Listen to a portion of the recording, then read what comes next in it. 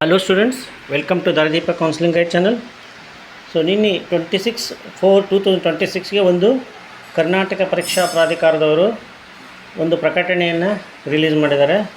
ಅದೇನು ಅಂದರೆ UGCET 2026 ಪರೀಕ್ಷೆ ಸಂಬಂಧಿಸಿದಂತೆ ಕೀ ಉತ್ತರಗಳನ್ನು ಪ್ರಕಟಿಸುವ ಬಗ್ಗೆ ಅಂತ.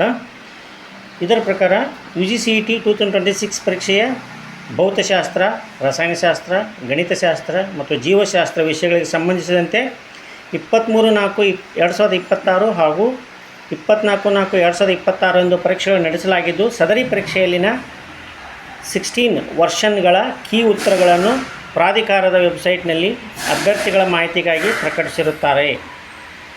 ಪ್ರಕಟಿತ ಕೀ ಉತ್ತರಗಳ ಆಕ್ಷೇಪಣೆ ಇದ್ದಲ್ಲಿ ಅಭ್ಯರ್ಥಿಗಳು ಪ್ರಾಧಿಕಾರದ ವೆಬ್ಸೈಟ್ನಲ್ಲಿ ಒದಗಿಸಲಾದ ಆನ್ಲೈನ್ ಪೋರ್ಟಲ್ ಲಿಂಕ್ ಮೂಲಕ ಮಾತ್ರವೇ 30/4/2026 ಸಾಯಂಕಾಲ 5 ಗಂಟೆಯೊಳಗೆ ಆಕ್ಷೇಪಣೆಯನ್ನು ಸಲ್ಲಿಸಬಹುದು.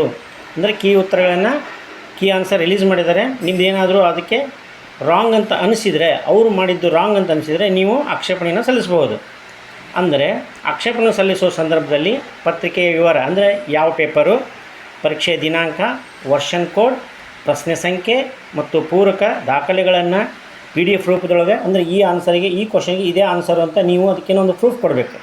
ಪ್ರಶ್ನೆ ಸಂಖ್ಯೆ ಮತ್ತು ವರ್ಷನ್ ಕೋಡ್ ನಮೂದಿಸದೇ ಇರುವ ಆಧಾರರಹಿತವಾಗಿರುವ ಆಕ್ಷೇಪಣೆಗಳನ್ನು ಪರಿಗಣಿಸಲಾಗುವುದಿಲ್ಲ ಅಂತ ತಿಳಿಸಿದ್ದಾರೆ.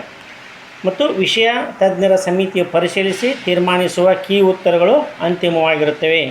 ಅಂದ್ರೇನು, ನೀವು ಉತ್ತರ ಕೊಟ್ಟಂಥ ಉತ್ತರಗಳು ನಿಮ್ಮದು ಸರಿ ಇದ್ದು ಅವ್ರದ್ದೇನಾದ್ರು ತಪ್ಪಿದ್ದರೆ ಅದನ್ನು ಸಮಿತಿಯವರು ತಜ್ಞರು ಇರ್ತಾರಲ್ಲ, ಅವರು ಅದನ್ನು ಚೆಕ್ ಮಾಡಿ ಅದನ್ನು ಅಂತಿಮ ತೀರ್ಮಾನವನ್ನು ತೆಗೆದುಕೊಳ್ತಾರಂತ ಈ ಮೂಲಕ ಒಂದು ನೋಟಿಸನ್ನು ರಿಲೀಸ್ ಮಾಡಿದ್ದಾರೆ, ಪ್ರಕಟಣೆಯನ್ನು.